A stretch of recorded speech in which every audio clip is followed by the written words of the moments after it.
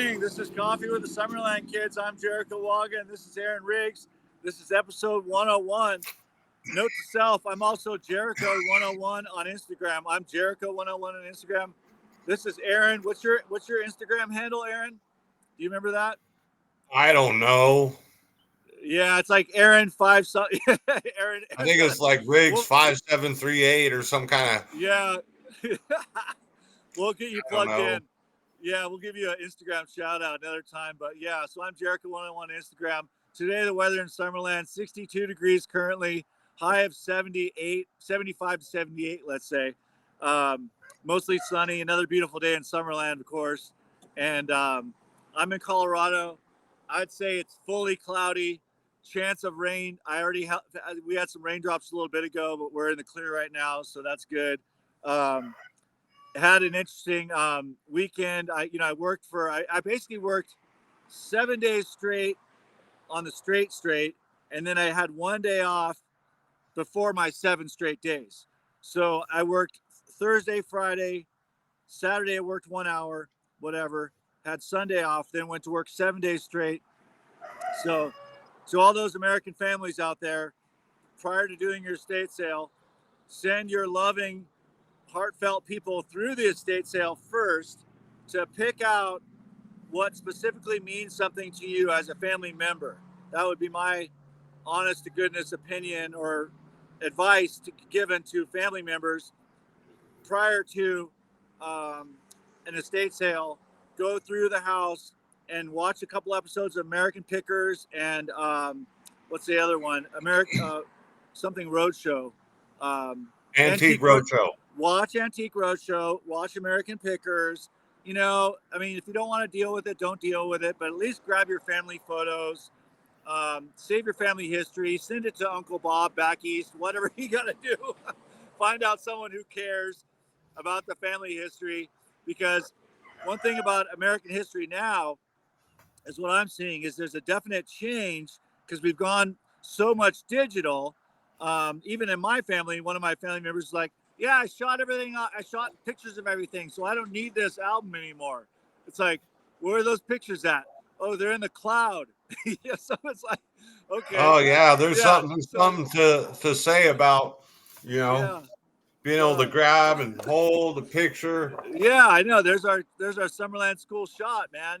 So that stuff lasts more than a lifetime. Actual photographs, and maybe take a pencil or look up on online how to write on the back of it. So I've seen sometimes people actually type a little something on a little small note, and then they actually glue it on the back of a photo. So there's ways of properly preserving photographs. Of course, like with my grandfather's project, Grandpa Bill Woggon was a cartoonist, so I've been archiving some of his stuff and putting it into archival slip sleeves, like basically plastic sheet protectors. So stuff that you care about, stuff that matters, put it in a family album. Just keep those keepsakes. I mean, I had a friend of mine, unfortunately, pass away, and everyone was like, oh no, she doesn't have any family. I'm like, all right, well, and I reached out to like some of the best family friends because I knew her mom's friends on Facebook. So I reached out to her mother's friends, and she's like, yeah, there is a cousin.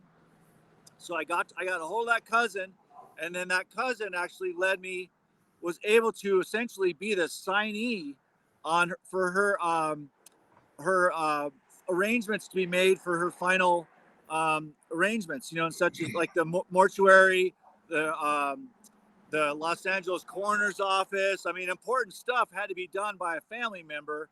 And luckily I was, really firmly believing that there had to be family out there somewhere. So I found that family member. He turned out to be a really nice guy. He was willing to sign off on the papers necessary so we could get our friend essentially cremated and all that stuff, and then properly ceremoniously taken care of via the friends. So sometimes, there's always family out there, and someone might care. It could even be someone who's not even born yet. Maybe some days want to know about their family history. And so if you take the time to like write a little bit about what you know about your family history and put it in the book and save that book, and because it means something to someone somewhere, even if it's just American history, period.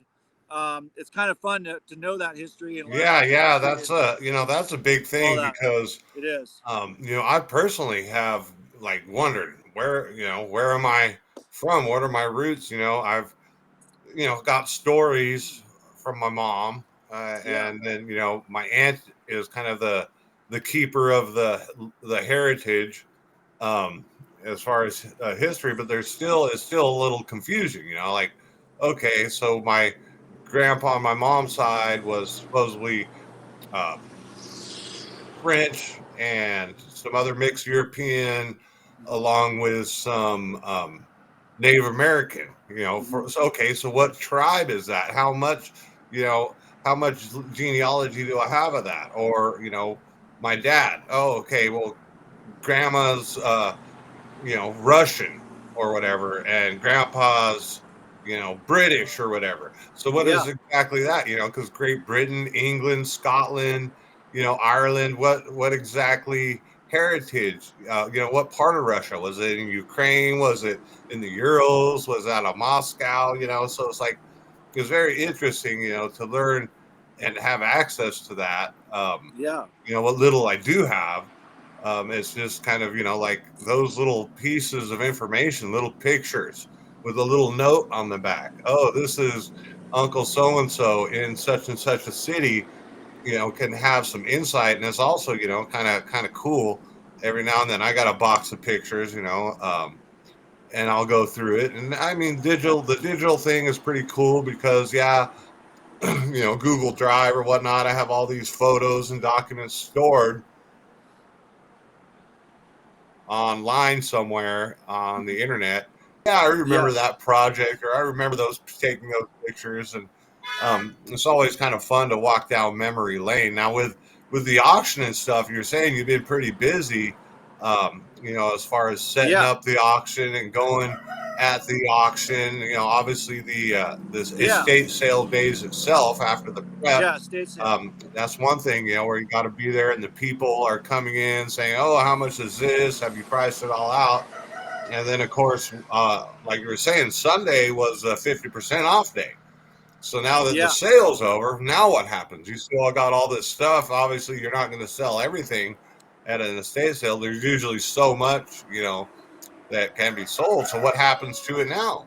Well, now, That's what I would, that's like kind of I'm wondering, what I know. happens? Yeah. What happens to all the stuff? I know what happens to America. So basically, um, there's a property management company, and I know they're definitely a really nice guy who I really got to know a little bit through the process. He will be facilitating. There's a few last minute loose ends to settle up with, in terms of like, oh, someone who says, I'm going to take the shelves in the garage, but I can't pick them up right now. Or the guy's got to get a motorcycle that's sold. Um, he'll be picking that up. So there's a couple little loose ends in terms of things that will go. And then the lady I work for has an antique store. So she will offer up, or just sort of um, since she's a specialist in that specific area, she'll be like, okay, now I'll go through and pick for the store. So a certain amount of pieces will be picked for the store, and then that stuff will have an associated number with it that essentially gets that money. It's a percentage based, Like a consignment? yeah, like a consignment, exactly. So I would say a certain amount of the stuff will go to consignment, and then what's left over after that, um, I would imagine it's on the property management. And at one time, I let my mom know. I said, "Hey, look, there's a thing that happens within the industry that is basically, um, like for example, the crew on the property management company crew will go through at some point because." I would imagine, however the property manager wants to handle it, he could be like, "Hey guys, does anyone want any books? Does anyone need a table?" Or, because Imagine a bunch of that stuff just gets put in the dumpster and taken to the dump. it does. That happens eventually, and then sometimes that someone has a little conscious thought of charity, like local charity, local churches. Um, if they really feel like it's worth it, they would do that, in terms of like, okay, box up the books. I mean, I've learned from experience that, of course, books go in book boxes, which are called a 1.5 box small box. I would box up the books. I would deliver them to the local library, or take them to whoever is the receiver of that specific category. And then, of course, scrap metal, it just goes down the line in terms of where it all goes in the end. And you could bet that, people will end up, when someone says, we're done, it's going in the garbage, stuff will get sidelined because certain individuals will be like, hey, I need a couch, or I need a lazy boy Oh chair. yeah, yeah. I mean, So it's like, there's numerous like quote unquote cleanup jobs, right? yeah, that's what Oh, it ends clean up up being. this dilapidated house or whatever. So yeah, there's a lot of stuff. Yeah, Some of it's good stuff. I mean, I know, especially right? like tools and stuff. How just Yeah, because there's a little rust on a tool, you can clean no, those up. people love that stuff. Oil Yeah, them up, and they're yeah. So just as good. They work. yeah, exactly. And things like furniture, especially wood Right. furniture. Yeah. Um, Shelving, dressers. Um, Yep. Yep. Even though okay, maybe you didn't sell it at the sale, there's still some value because I know some of these cleanup guys, that got the truck and the trailer and do these clean outs and dump runs. Um, they'll go through, as they're dumping the stuff and decide, oh no, this old lawnmower, Mhm. all it needs is a spark plug and a fuel filter. Exactly. That'll take, okay, so $30, spark plug, fuel filter, a tune up, and maybe you can sell it for 50 or $100. So some of these guys right. um, will do that. I had a friend that worked for the garbage company. You'd be surprised at what people throw away. Yeah. I think his whole house was furnished, and it was nice furniture. He had oak furniture, name brand, Right. expensive furniture, Yeah. and Wow. TVs. And then one time I go over to his house because he had the early morning shift, and so I'd go there like 10 o'clock, whatever, when he got off. And he's like, "Oh, guess what I got today off the side of the curb? What did you get?" He's like, "Check this out. It's a box of money. Okay, it What? wasn't like stacked cash, but a box of change, um, Right. several $100s, I believe. Once he went through and pulled all the quarters and nickels and dimes out, and besides whatever. How shall we say, a little friendly herbs. Sometimes the parents will find the herb stash and throw Oh, that right. out with a bunch of bongs or whatever. Oh, And, right. so those things are Classic. expensive too. Like Yeah. hundreds of Exactly. dollars for one I know. water pipe. And so Right. he had some pretty cool shit. Yeah. Bicycles, all kinds of stuff. And Exactly. it's just amazing. He worked at the dump eventually too, not just the garbage man, but he ended up Yeah. getting a job at the dump. And they had a little break area set up with a chair and a coffee table and an umbrella that was Yeah. all thrown out. And there was stuff, there was a few guys out there that they would take, things like scrap metal. People, a Oh, lot of times yeah. you're on a construction site, you're just like, Yeah. oh, dump run, let's get it done. Time is money. Yeah. And so Exactly. maybe, you're working on a job building a house. You don't necessarily have the time to say, oh, that's 200 pounds of iron or stainless steel or whatever. That's worth 20, 30, $50. Oh, well, I got to send a guy and that's going to take an hour. So there's my $20 right there or $50 right there with gas and everything. Yeah. So these guys would pile it up. They will have piles of recyclables, and there would be a guy that would take, whatever metal scrap or aluminum or whatever and take it in to recycle. And I'm not gonna lie, Jericho, I've done it. Yeah. I've had a couple dump runs and been like, wait, this is coming home with me. I know. Well, of course, and we had a dump. The property management company dropped off a dump trailer for us, and there was beds and you know, just other things that were deemed as trash. But again, one man's trash, another man's treasure. There's things in there that just because you don't like one president or the other, there's that sign that goes in there, and my boss says put that sign in the garbage. So I'm like, okay, follow what their boss says, and sure, you can bet that someone's going to be possibly for that other president, or da da da. They're going to pull that sign and be like, hell yeah, I just got my sign. So it's like, and they will go through that dumpster at their job site, bring it to the yard, and then they will separate the goods, and then because they're since they're property managers often use mattresses, like you said, dressers and those associated items. And then the guys at work will have a chance to come up on things that they need, because not everyone can afford to spend $1,800 on a mattress. And here's a perfectly good mattress from a guest bedroom. And then when you know the story behind it, the provenance, whatever, where did it come from? Is it clean? Blah, blah, blah. Came out of this nice house. You just know a little bit more of the backstory, and that kind of stuff does help.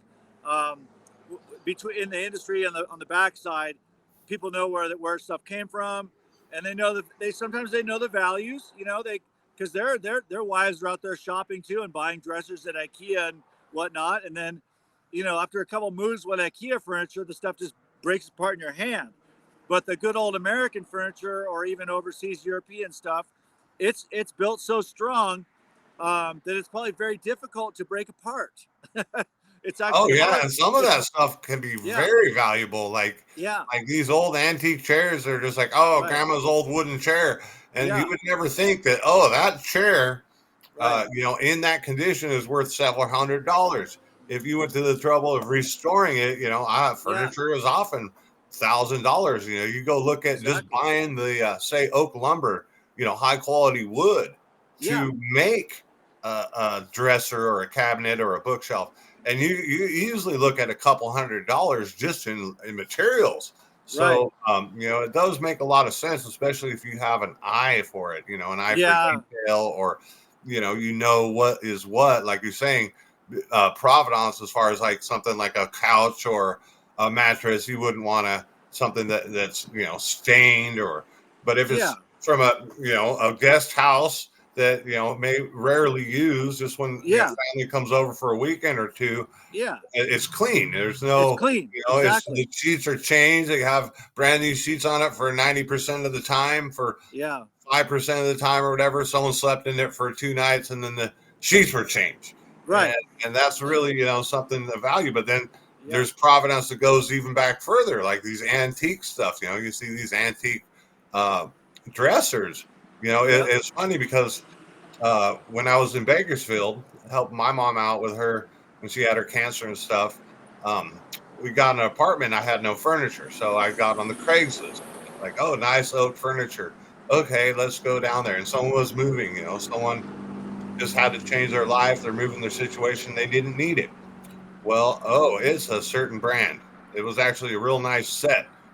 Dressers and bedstand and uh, uh, end table, nightstand, and 5 or 6 pieces, matching pieces. And I'm like, oh, okay. So I drive and go pick it up, bring it home, use it. And then when I moved, it's like, oh, I got to move. I'm going to this other place where there's already furniture, right? And I don't need this furniture. So I put it out on the yard sale. And last minute, some guy came up and was like, well, I want it all. I'll give you yeah, this much for it. And it was like, okay, I was hoping to get maybe $20 a dresser, if that, to right. help me out with gas. And he came and bought the whole lot. I think it was a couple $100, so it covered my Yeah, gas for the whole that's deal I needed amazing. to do. Yeah, But there is value. It's like, just because there's a set of dishes left behind and everyone's got a set of dishes, at some point in time, a person is going to need dishes. You turn yeah, 18 or you finish college and you're getting your first house. You don't always have to go down to Ross or whatever retail store and spend 50 or $100 or even $2 a plate one at a time at, Kmart or something. right. You can actually go to sometimes these estate sales and get a whole full set, of silverware and dishes and pots and pans for, usually very reasonable, because, manufacturing and import export, we can get, goods from around the world at the best prices, uh, Yeah, call it the, capitalism, the capitalist market. yeah, There's going to be stuff that you can get for free, but then you can get some stuff that may actually be of better quality. I don't know if you remember back in the day when, things lasted forever. And that point, I guess it was maybe the 70s or 80s. We were still kids where, oh, they're making cheap disposable stuff. It's so cheap. Who cares? You right, spend $1 on it, you get a new one when it breaks, rather than, back in the day. So you can actually come up, things like cast iron skillets or even right. Yeah, Morningware, Pyrex, for cheap, on the cheap, because I the know. estate sale, they just want to maximize any money and reduce any labor. Yeah. So, a couple bucks here and there for some dishes or silverware or furniture, you can save a lot of money. I don't know how many Yeah. people are watching this that are new, but I mean, I've done it. I lived on the yard sales and the freebies Right. and the dumpster divings. I mean, back in San Luis Obispo, it's a college town, right? Right. This is a California Polytechnic University, right? Yeah. So you're talking, you got to have education. You got to have money. A Yeah. lot of these students have money, come from money, and their parents are like, "Great, you're going to your first studio apartment. Let's buy you some furniture. Let's buy you a TV. Let's buy you a bike." By the time they spent 4 years in college, they got their new car. They got their girlfriend. They're moving here. They're going there, and they're like, "I Yeah. don't want all this stuff."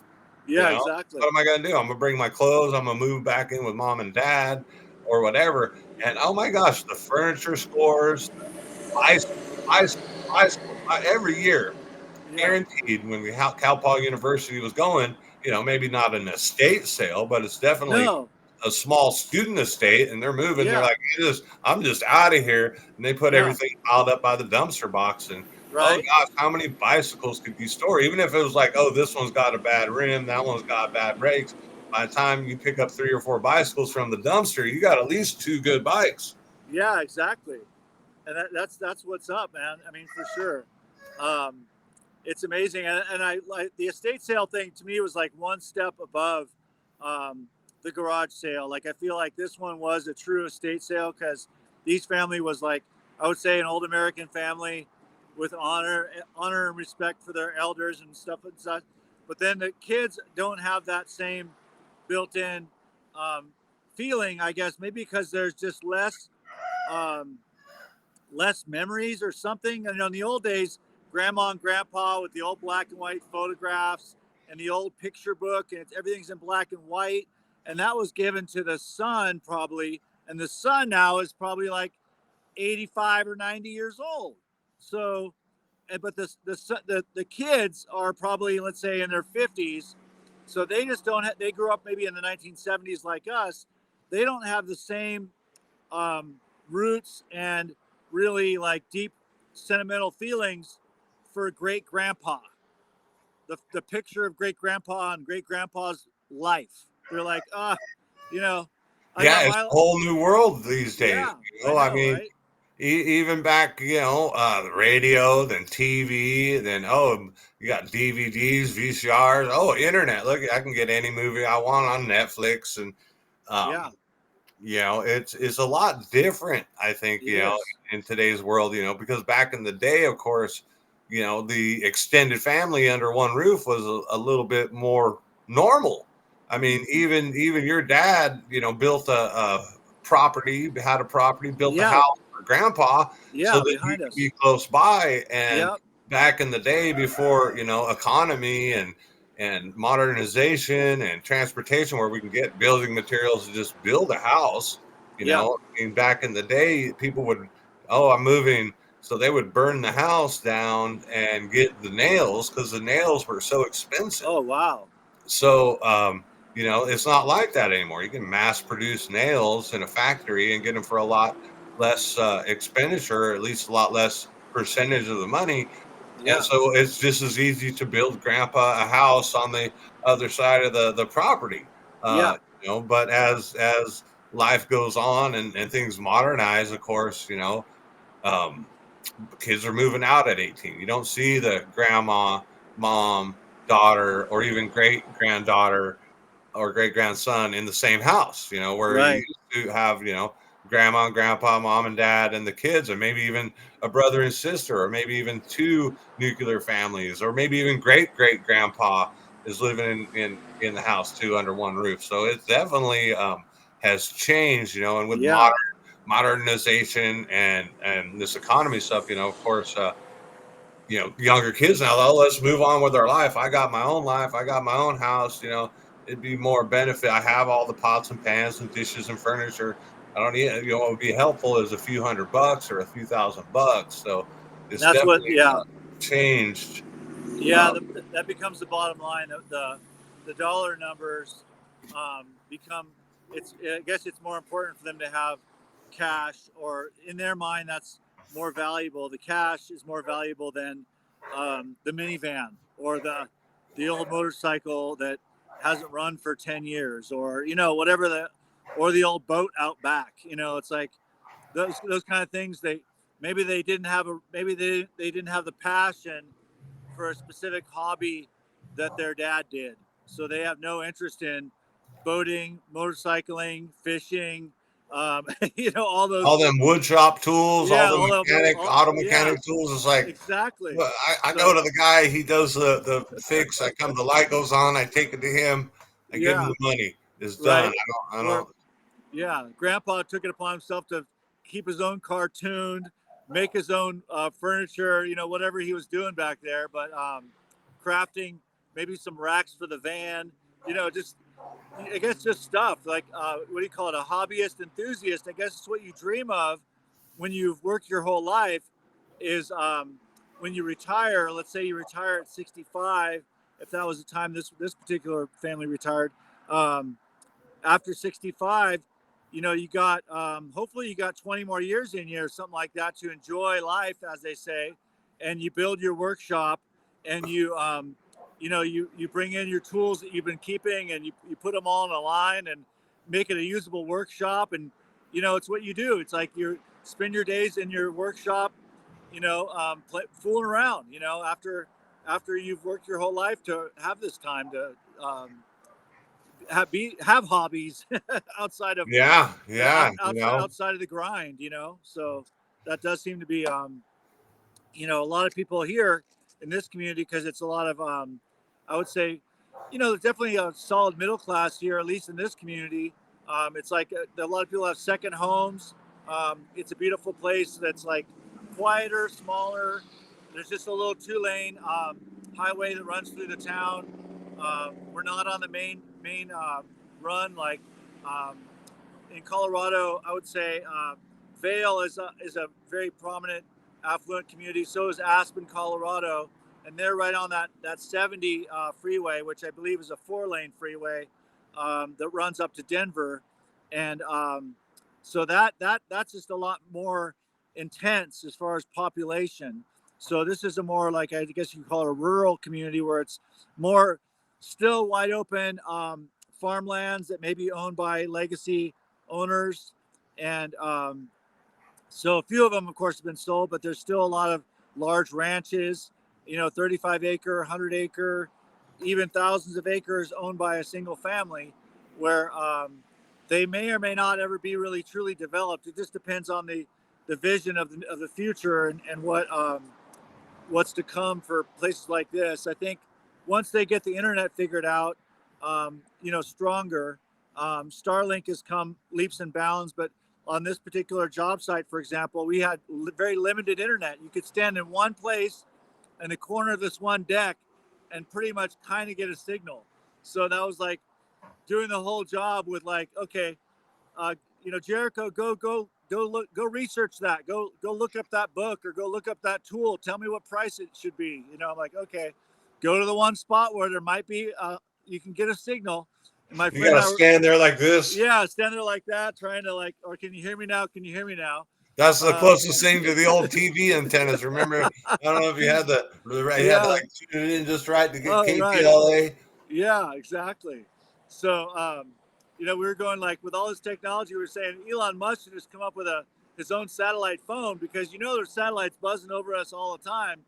But the fact that we're still relying on these, I guess our phones are more or less like you said, a radio signal, almost like a different frequency, obviously, but it's the same kind of story as the old days almost.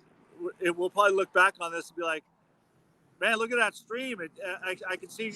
I watch even on mainstream news television when they have someone there. Let's talk to Bob. Oh, he's out in the field right now, and he's in his office, and they're having streaming, little blips. And this is like freaking ABC or NBC or MSNBC, whatever, CNN. No one's perfect. I mean, not yet. So yeah. No, So it's yeah, like, that's awesome, brother. I mean, we're there, episode 101. more than Yeah. 101 cups of coffee. Yeah, exactly. You know, we're just Totally. going to keep on trudging around. Yeah, keep on As trudging autumn's around. coming. I mean, it's know. still summer, but we got some rain, and it's got the Yeah. definite autumn feel. Yeah, same here. The summer's coming to an end, so Yeah, it is. It is. summer's It coming really to is. an end, but our show is at an end. Yeah, I know, exactly. All right, man. Have a great day. Cheers. All right, Out love there you, to brother. Summerland We'll Kids. see you Love you, man. tomorrow. Talk to you soon.